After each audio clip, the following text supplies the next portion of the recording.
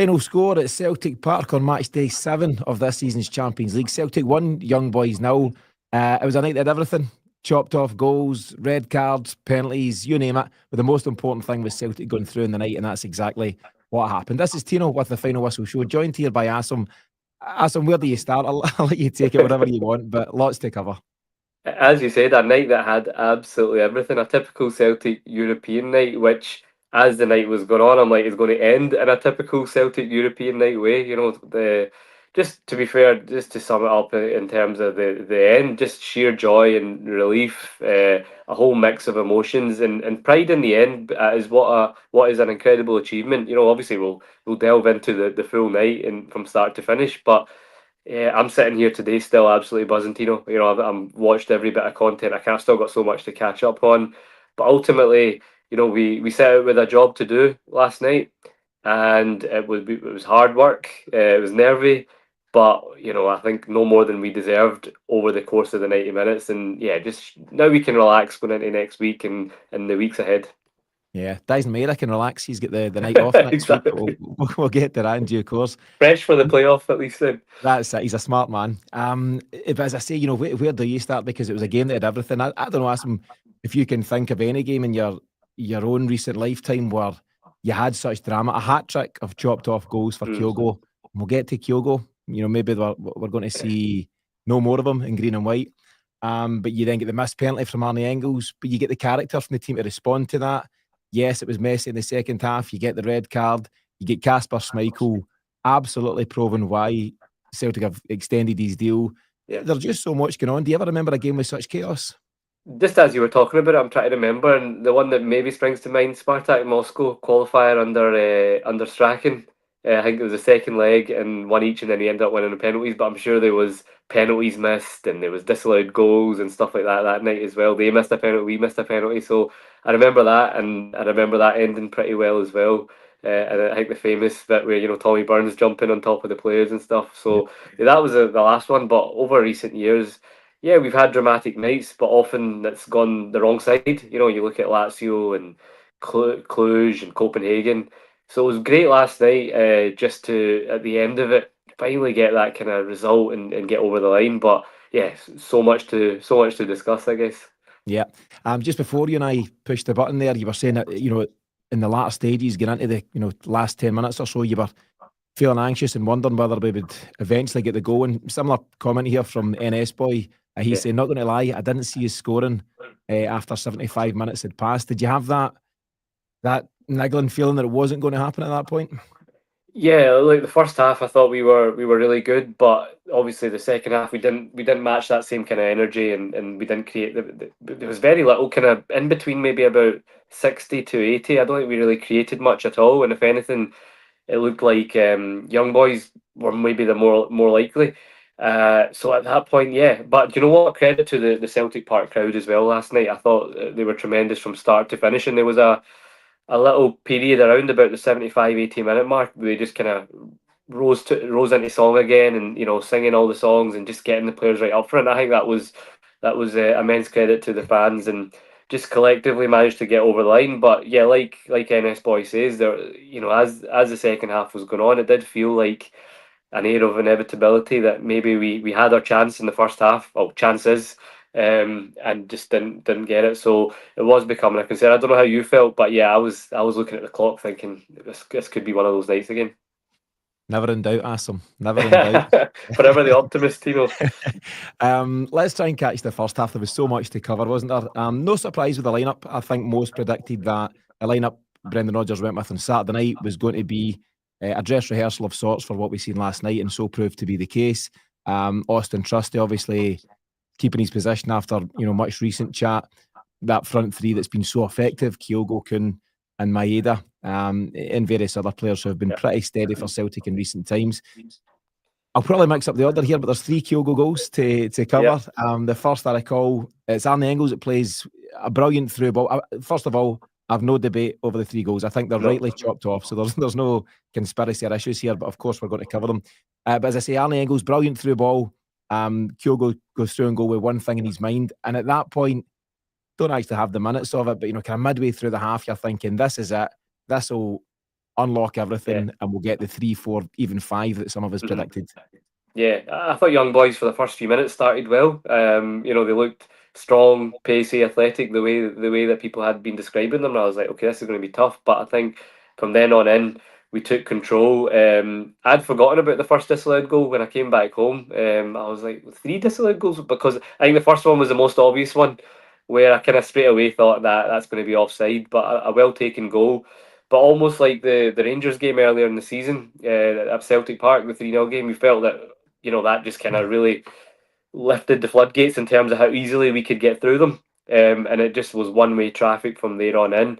So yeah, at that point, it's looking good. We're constantly winning the ball back off them, getting in behind, and you just felt it was inevitable that the goal was going to come. What about Maeda?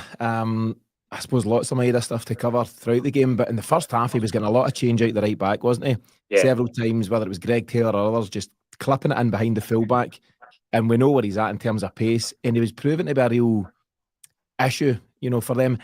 I suppose I'll ask the question now, how big a loss would it be going to Villa? Obviously, there's not as much pressure now on that game, but Maeda gives Celtic so much. He's so important, particularly in Europe, where you need that high press and that work at that side of the park, as well as, what he does elsewhere. So what do you think of his contribution overall last night? Yeah, I think it's telling that for all the talk of Nicholas Kuhn this season, and rightly so, he's been the kind of sparkling one with the headlines, with the creativity and whatnot. But Maeda obviously equally having just as good a season. But we not only talk about Maeda in terms of his pressing and his energy, but in terms of yesterday, I thought all our threat, mainly in the first half, was coming from that left-hand side. And you're right, Maeda had him every single time, the fullback, both on and off the ball. So he's monumental. I think we're a completely different side without him. A massive loss for next week, especially playing against a side like Villa.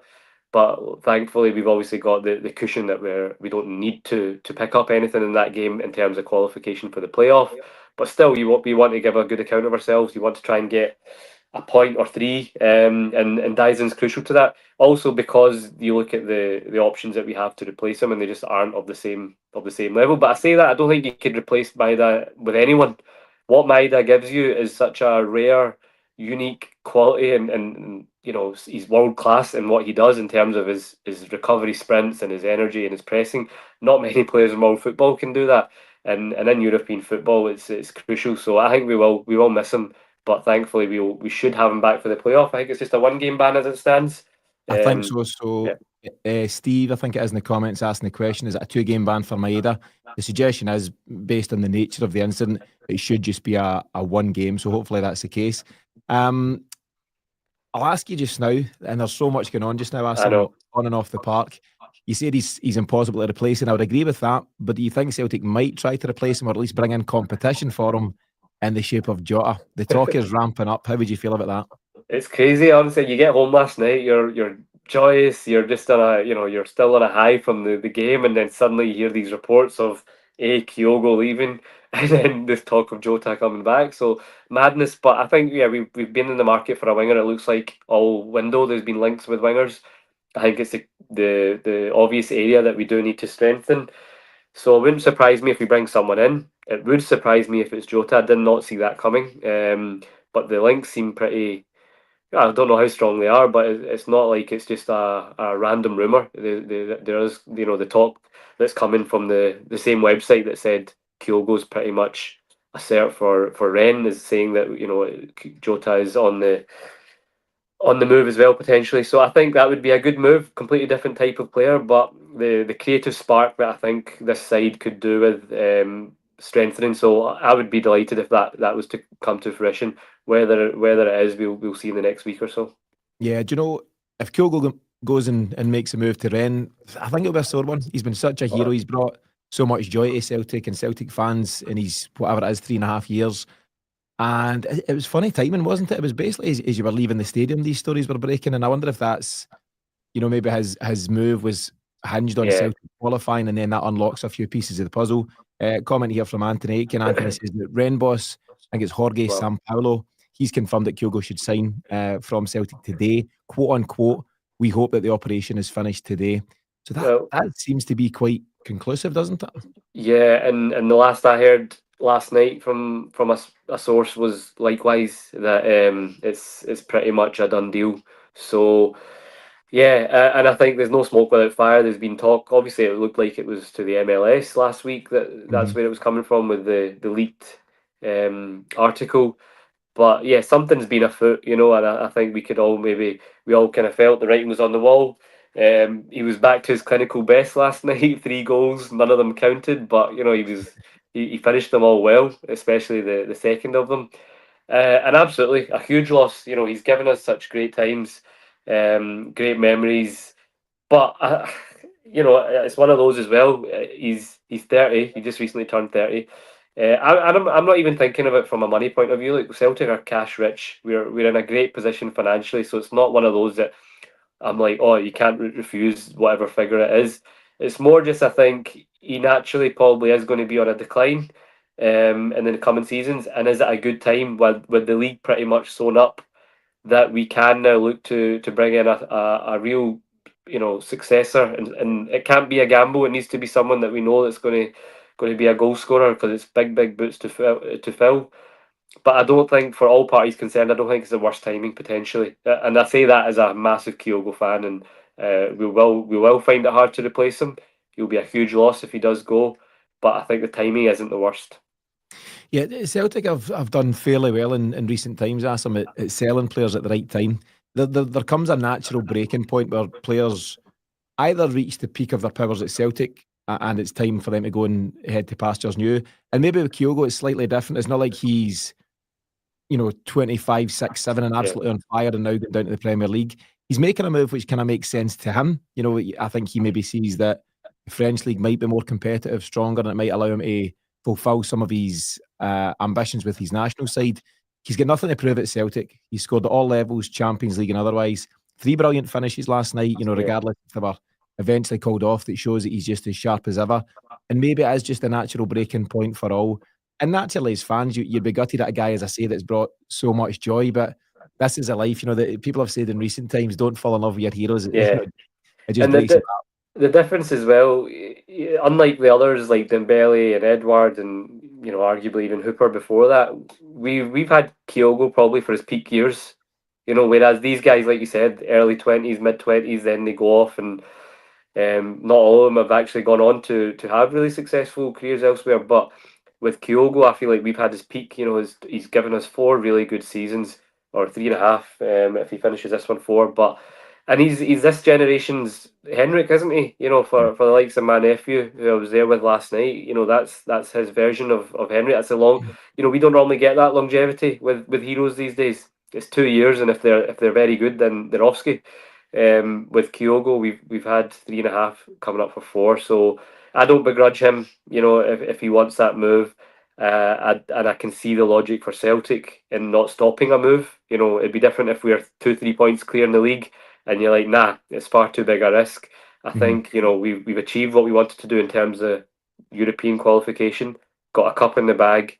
League looks like it's in the bag. I don't think it's potentially the worst time. And if we go in big and get a replacement, I would caveat that by saying that's a must as well. This is where I'm at. We'll jump back to the Young Boys game just shortly for anyone that's keen for us to get back to that. But in terms of the general position, I cannot see a situation where we allow Kyogo to leave without another striker coming in. There obviously is the chat that Maeda can play up front, and then you'll have Idah, Maeda, potentially Johnny Kenny as your backup. That's not enough, and that's not good enough. And I don't think that's what Celtic are intending. The rumours about Matthias Kvisgaarden are ramping back up again. A guy that's been on our radar for about 2 years. Brøndby striker. By all accounts, Leipzig and various other big clubs are in for him just now. Maybe it's him, maybe it's somebody else. But I'm sure as I can be that it'll be somebody. I can't imagine Celtic letting go of their absolute number 1 striker without having a replacement. So we'll see what happens in the coming days. I mean, where are we now? We're 23rd of January, week or so left of the window, give or take. I think there's going to be some big incomings. Somebody made the statement, if you bring back KT, Jota and a top striker, it's not a bad window all in all. So let's see. Not at all. Getting back to the game. So, yep, we've covered Kyogo's missed chances, sharp finishes, but they're not to be.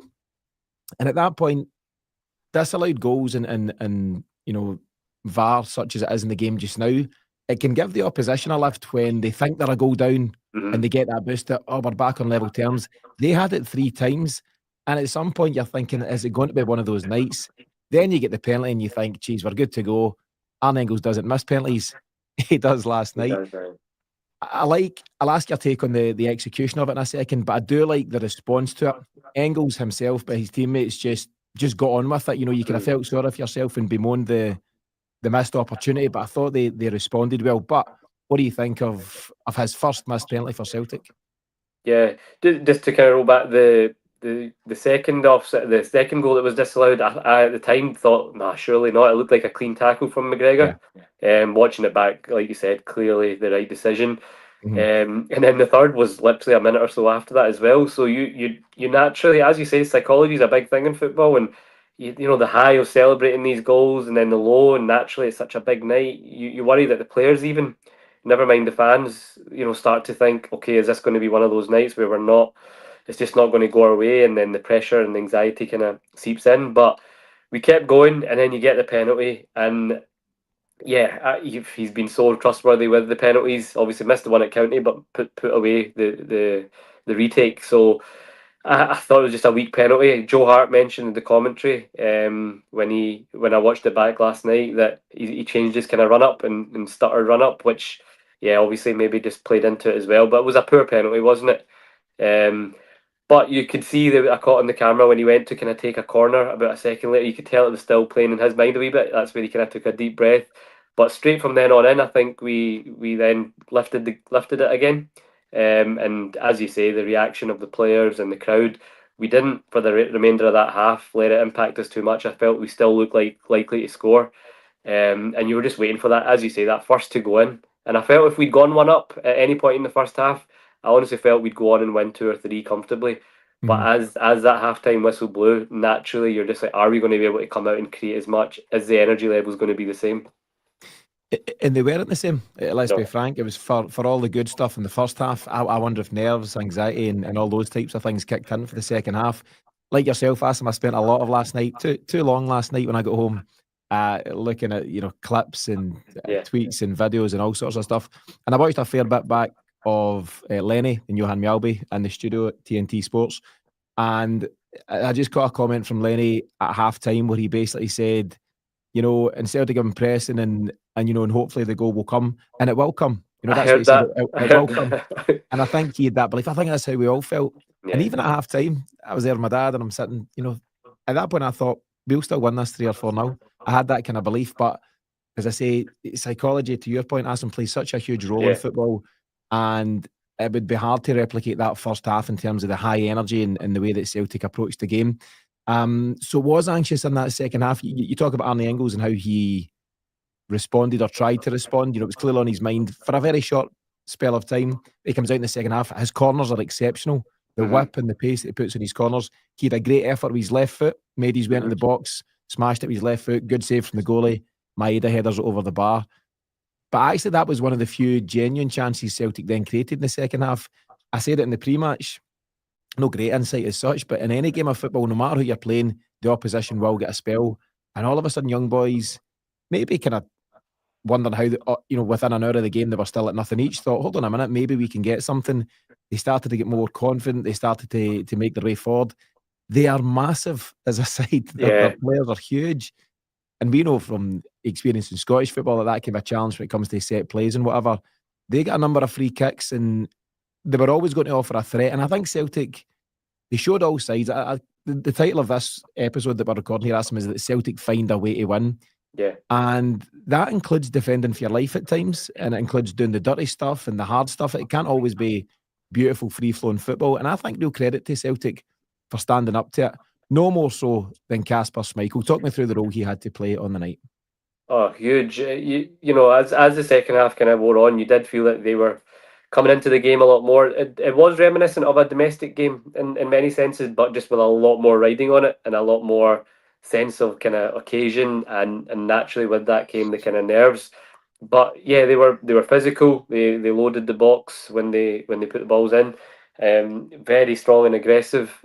But I thought we dealt with it brilliantly defensively. I don't think we gave them much other than that kind of double save from Kasper. I think that was the first time really that they had a clear effort at goal. But brilliant. When you watch it back, it's just as good as it looked in real time. The second one especially, because he's all over the place. He's turned around and he's kind of having to navigate and find where the ball is again, and just to get a save on the second one, brilliant. He's just been, he's a difference. I've seen a few people say it, that the last few times that Celtic have qualified for the knockout stage of a Champions League, they've had a huge, goalkeeping presence. Fraser Forster in 2012, 2013, and before that Artur Boric. So it makes a huge difference, and you can count different occasions throughout the campaign in the 7 games where he's made big saves. Sometimes it's ones you'd expect a keeper to make, but we've seen that before. It's not always been the case, in certain campaigns. And then there's other ones where, he's got no right to save it, or, you would expect the striker to put it away. But brilliant. And you seen the emotion at the end, and his interview with Joe Hart, I thought was a great watch as well. So it's just great to have someone who's at the peak of his powers still, playing brilliantly and absolutely just loves the club. And you've seen that with both keepers, with Hart and him. It's infectious, and it's great to see. Yeah, it was just a Celtic love-in at the end there. I Aye. love the moment Kasper Schmeichel makes that phenomenal double save, and then he makes an important save at the end. It's kind of pinball wizard in the box, and it breaks to their front man who gets something on it, and Schmeichel's there to smother it, and that sees out the game. And there's a close-in of Schmeichel. He's got the ball in hand, the clock's still ticking, Yeah. but then the whistle goes, he launches the ball somewhere high and handsome, and the smile, the genuine beaming smile across his face, it's a great image. It was just so good to see. And as you say, he follows that up with the interview with Joe Hart, where the two of them were just greeting about all things Celtic and how good it all is to be at this club. So he's a huge part of things. Before I forget, and there is so much going on, and there are things that I will forget here, but we cannot discount the impact of Callum McGregor. He came up for I wouldn't let you forget it. I wouldn't let you forget it. Fair enough. Good job you're here. He did stick after the Dundee game, where I said that he didn't influence the game. And I said it the other day that when Callum McGregor plays, Celtic play, but when he doesn't, we don't, generally speaking. And as much as he struggled against Dundee, he put in the opposite performance, particularly in that first half. I thought he was frightening. There was so many big moments for him. There was a nutmeg under pressure. Did you catch it? I think it's maybe just under when we were sitting near the North Stand. And for anyone that's watching, the view behind us is his view from the game last night, so just a brilliant vantage point for everything. But that, amongst various other points in that first half, it was back to Callum McGregor being his best. And Greg that I'd done the pre-match with, he sent me a message saying that is potentially as good as he's seen a half from Callum McGregor. It was outstanding. Yeah, I thought he was tremendous against Leipzig as well. So it just shows you in a couple of our biggest games and biggest wins this season, he's been instrumental. But I thought he was imperious. You know what I've noticed in the last couple of games, especially, he's driving with the ball a lot more again. And that's something that, was notorious with Callum McGregor at his peak. He can really eat up the ground, and he's got a certain way about him when he dribbles. He can eliminate players.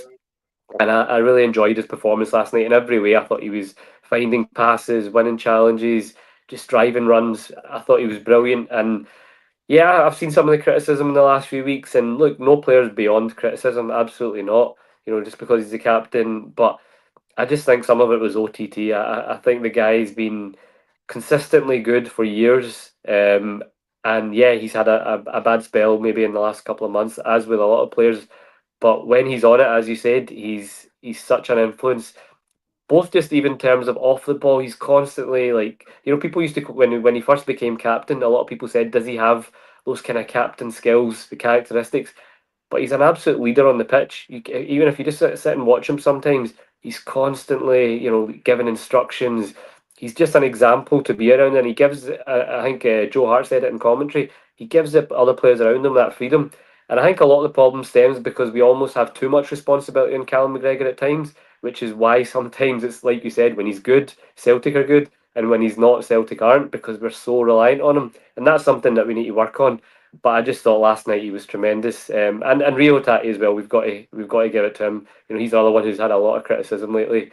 But again, when we needed it most, that's why he stays on the pitch till till the 95th minute. He can pull out that kind of pass when not many can.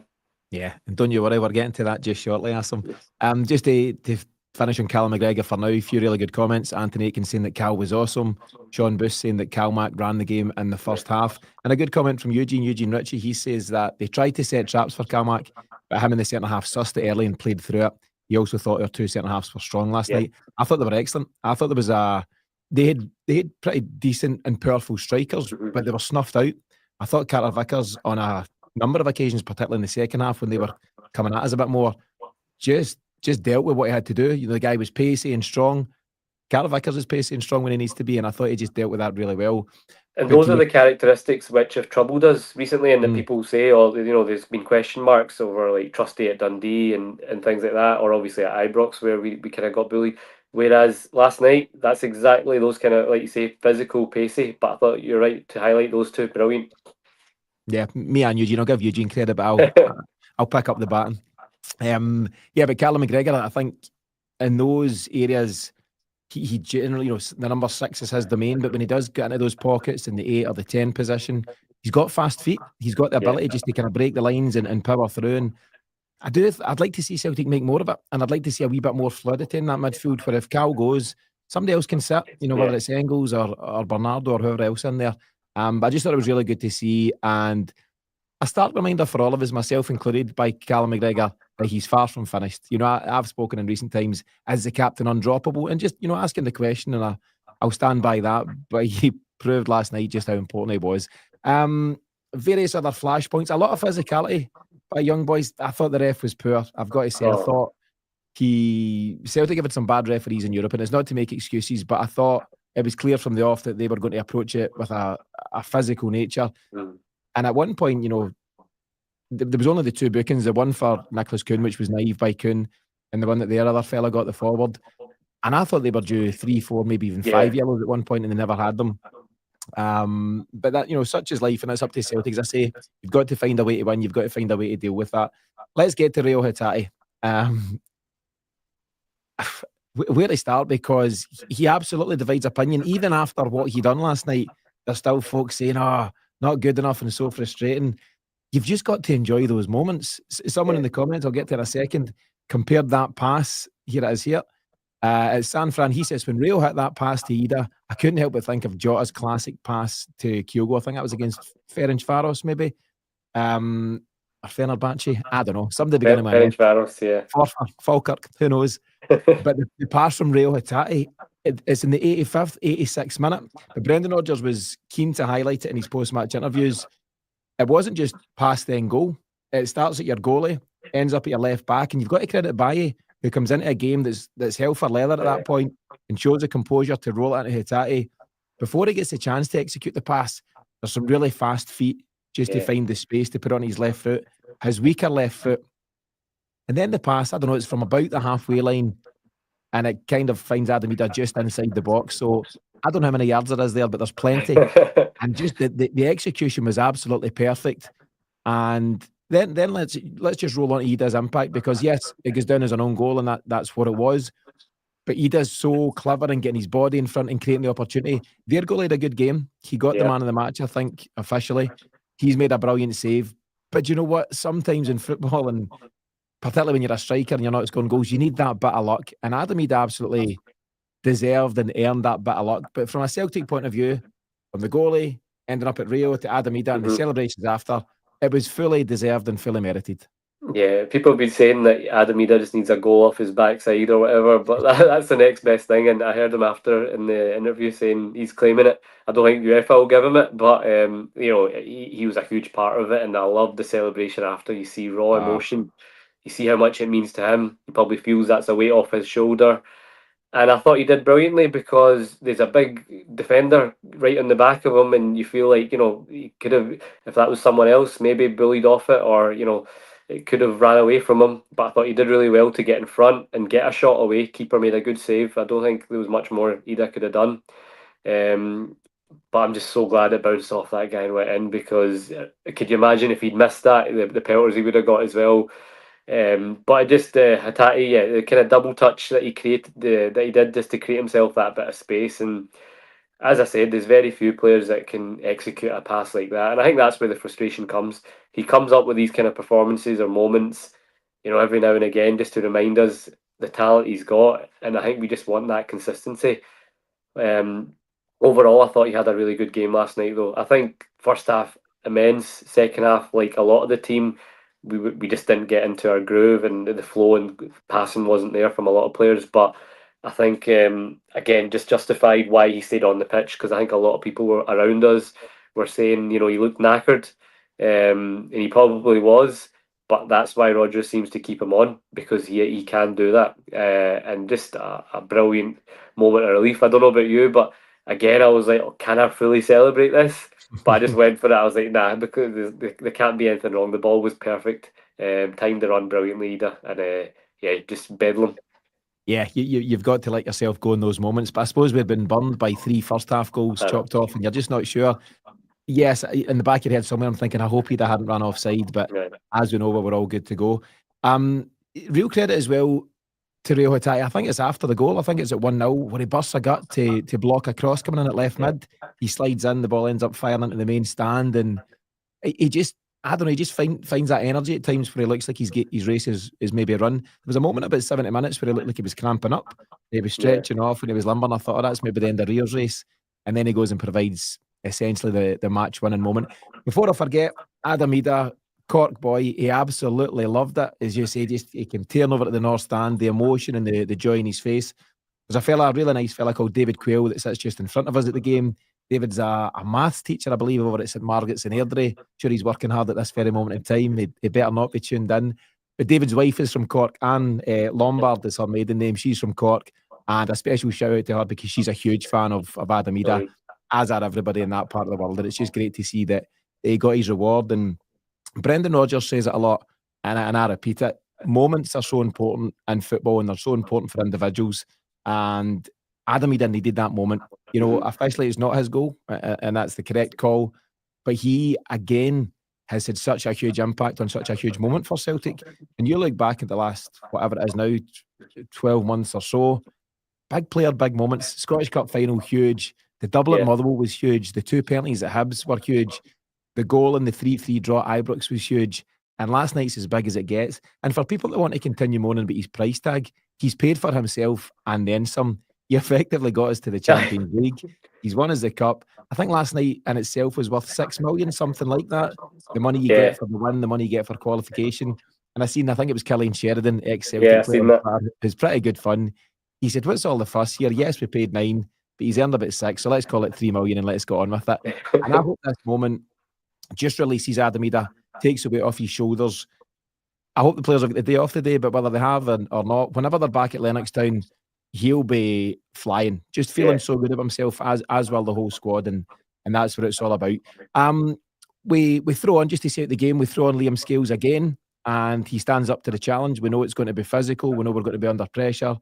You get Maeda's red card. I think in modern football it is a red card. It's pretty light, but he has lashed out. It's not too dissimilar to Beckham versus Simeone all those years ago. It's just a moment of madness.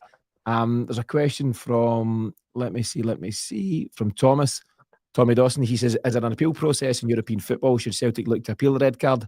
Absolutely not. It's a red. It's clear that he lashes out. The frustration is he got fouled. He was getting the heavy treatment first of all, and instead of getting a Celtic free kick, he's just had that moment. He's now got a crazy record where he's hot on the heels of Near Beaton in terms of Celtic players to get sent off. I think he's been sent off 3 times.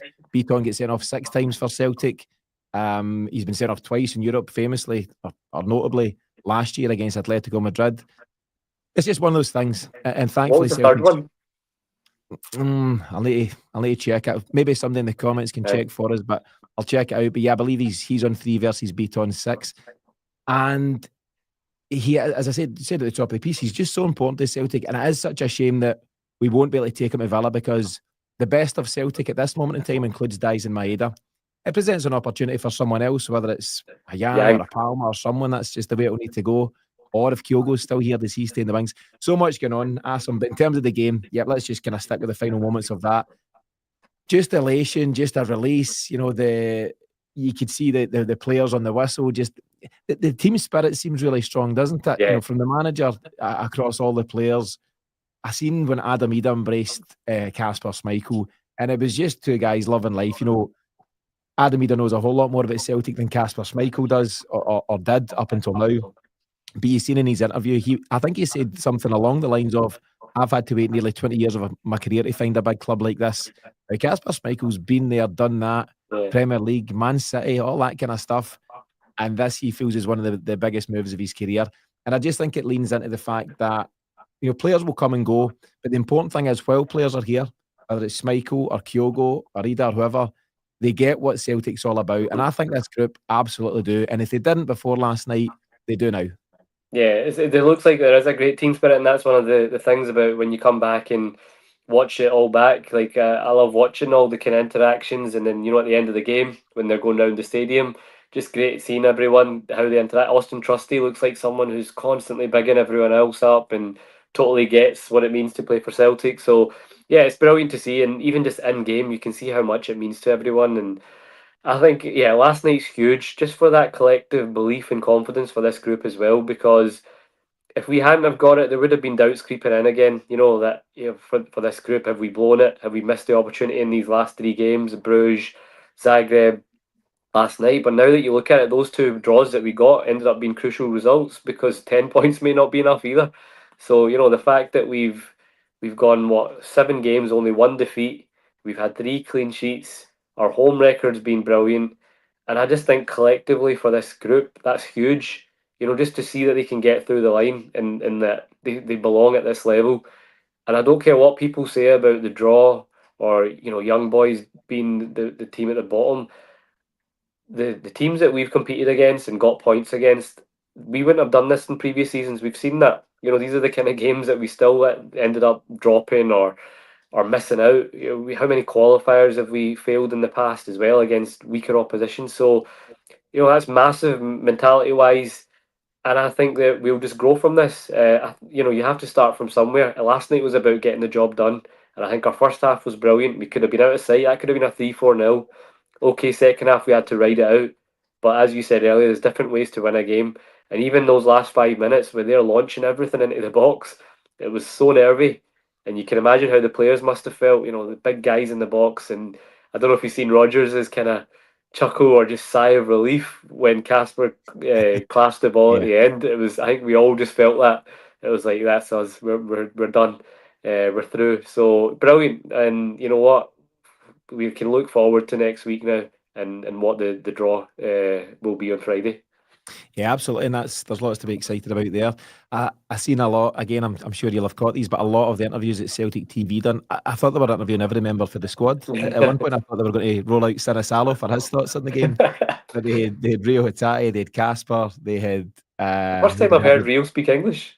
He was good. He put in the effort. They had Austin Trusty, various other guys, but Callum McGregor speaking again to the point you made.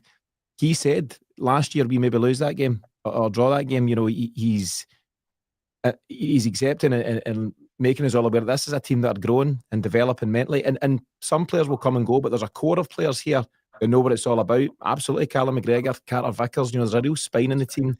Kasper Schmeichel now part of that group as well. Alistair Johnson been here for a time. Even Greg Taylor, credit there winning the penalty and stuff as well. There's got to be an excitement about a group who are progressing. And Callum McGregor said this was the target. We set the target at the start of the campaign to qualify, and we've done so. There's a comment here from Sanfran who says, they're by the skin of their teeth, quote unquote, apparently. There's a lot of hurt out there today. Yeah. Qualification in the Champions League new format is binary. You either do it or you don't. Yeah. And we've done it. You can talk about... Skin of the teeth. We're with a game to spare and we've got 12 points. It's incredible, the achievement. And do you know what? The other thing as well, even just for the fan base, that was a massive game last night. Because I think sometimes, especially in Europe, when we are the favourites or where there's that expectancy, there's an extra sense of like nervy and panic sometimes. And I honestly think, of course, there was a wee bit of that in the second half. But by and large, I mentioned it earlier, the crowd were brilliant. And I think we're maturing as well because there's going to be a lot of trauma over the last 10 years of Celtic in Europe, as a fan base as well. We've just seen it too often. Whereas over the course of this campaign, we're now 5 unbeaten, I think, maybe 6 unbeaten in the Champions League at home. 3 wins out of 4 this time. And I think they've earned that trust now that going forward, you've seen that last night. Okay, things might not have been going our way second half, but they managed to find a way. And I think that's crucial going forward now for just this group of players, and the fan base. it feels like, right, okay, maybe we're actually making progress now. This is not the same old Celtic in Europe.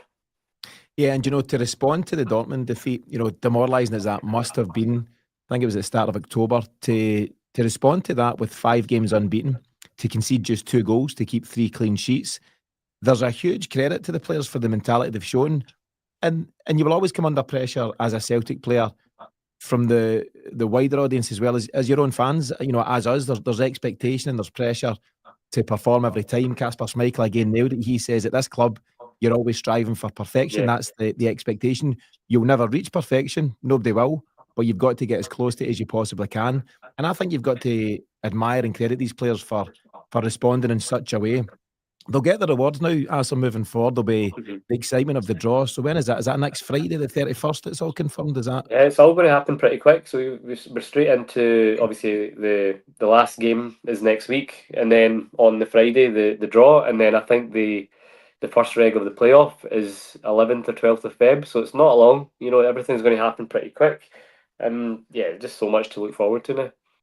Do you have any idea how the draw works? Because I don't. Is it 9th play 24th and then 10th play 23rd? So it's and like so on? a tennis style seeding system now. So yep. So basically, 9th and 10th will play 23rd and 24th. So the way the actual draw works, it will just be brackets. So we'll only have 2 options depending on where we finish. Now, if the league was to finish tonight, like as in now, our 2 options would be Bayern and Real Madrid. Thankfully, that's unlikely to stay the same. But it's going to be a weird one next week because it might not necessarily be the case that the higher you finish, the easier the draw will be. I think Yeah. it's totally random. So you can work out a way that you could end up finishing lower, but still end up with one of the kind of supposedly weaker teams. So yeah, a lot can change, but that's how it works in terms of the bracketing. So if we finish 23rd, for example, we'd play either 9th or 10th. Yeah, and that's, even at the moment, I think the format's been exceptional. That there's now the same people that say Celtic qualify by the skin of their teeth are also bemoaning the new format. It's Yeah. been great. If Celtic weren't even in it this year, it's been great to see. You seen that game the other night, Benfica beat 5-4 by Barcelona. Brilliant game and various others throughout the tournament. Lots of goals and teams playing with a bit of a freedom that you don't get with the standard home and away format. I just think it's really unlocked this Refreshing, isn't it? tournament and Yeah. given it a breath of fresh air. So we'll see how that goes. I've got the table in front of me. So, Celtic at this moment in time are ahead of guys like or teams like PSG. We're 4 points ahead of a Man City. We're ahead of Benfica, Sporting, various other, big hitters. So, yeah, as you say, Bayern on 15th, Real Madrid on 16th, then Juventus 17 and us 18. So, once we take care of Bayern and or Real Madrid, are you excited for who we get beyond that? Back to Munich for the final then. I think Paddy was saying on the show the other day. Yeah, look, obviously job one was to compete in the Champions League this season. That was number 1 mantra. 2, obviously, if we can pick up as many points as possible and give us a chance of the top 24. I remember we did a predictions thing the day of the draw.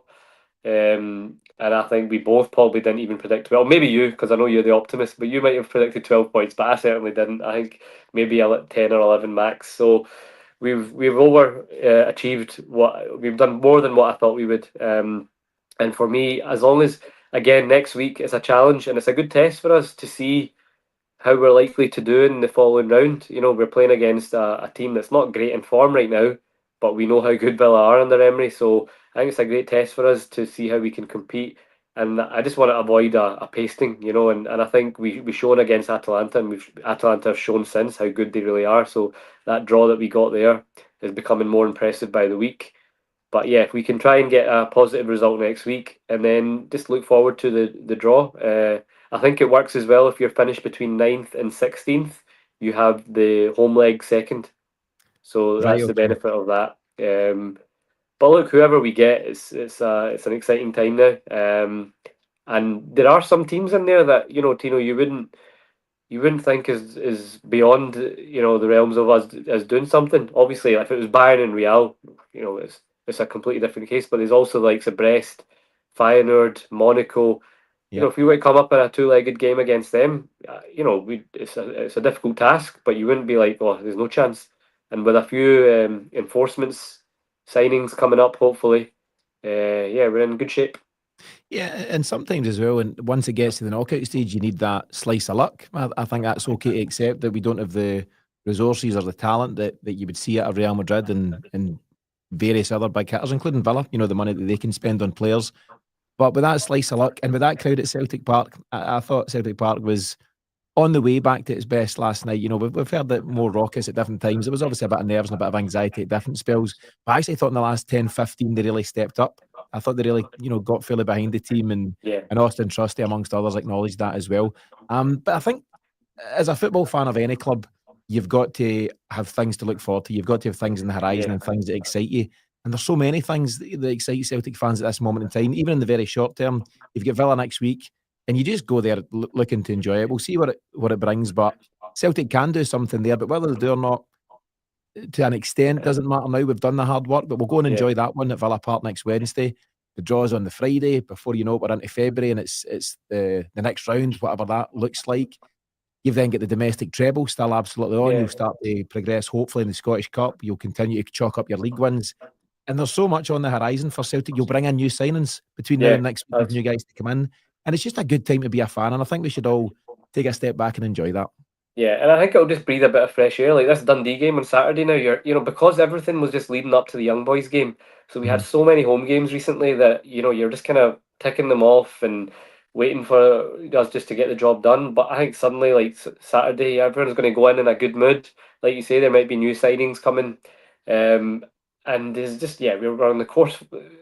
If we can win, obviously we've got a treble still to go for, and we've already achieved in terms of European football beyond the group stage. We're already on course for a great season, but if we go on even further, this could be one of the greats. And as you said, it's brilliant just to have that all to look forward to as we go into February. Yeah, and when you think of everything that Brendan Rodgers has achieved at Celtic first time around and then now, we could be in for the biggest season yet under Brendan Rodgers, and that says a lot, given his record Yeah. so far at Celtic. Asim, just as we head towards the end of the episode, just a big thanks, as always, to everyone that continues to support us and to join us here in the live. Some brilliant comments coming in, even from Brido of the show, who seems to be falling out with folks in the comments. So cheers for that, Brido, and for stepping in. We'll be back, let me think, tomorrow, Friday, with the pre-match for the Dundee game. Remember, if you enjoy listening to the Celtic Exchange podcast, to head to the celticexchange.supercast.com, where you can sign up for ad-free listening, early access to the weekly show, and the chance to win a Celtic prize every single month. Link to do so are in the show notes. Asim, your final thoughts on, as I say, and as the title says, a chaotic Champions League night at Celtic Park. I just think we should enjoy these moments, Tino. I think, I was saying that to my nephew last night that we should never take this for granted. And I know we all want Celtic to be the best they can be, and we always want us to be ambitious and make strides in Europe. But we know how difficult it's becoming when you compare to some of the money a lot of these big clubs can spend. But we've been in a group here which has had a whole array of different teams and calibers. Some from really strong, your Atalanta and Dortmund, and then obviously teams more our level, Bruges, and then you've got a couple of teams like Bratislava and Young Boys. But the way we've dealt with it all has been brilliant, and that's what we want to see from Celtic. And I just think it's really good times, and it's something that we should all kind of embrace and enjoy and not take for granted because we're on, as you said there, we're on course for potentially one of the most memorable seasons. And I think we should just enjoy every single minute of it. And of course, we can still improve. It's not about happy clapping or ignoring the things where we can improve. There was stuff that Brendan and the team will go away and analyse about what went wrong in the second half. But that euphoria at the end, priceless moments. And the last time we experienced that, 12 years ago, just shows you it's not common. So yeah, just enjoy it. Yeah, absolutely. Spot on and great comments, Asim. Just think when we get Yang back into this Celtic Yeah, side, well, what that's we'll it. do. You've got your wish next week at Villa Park.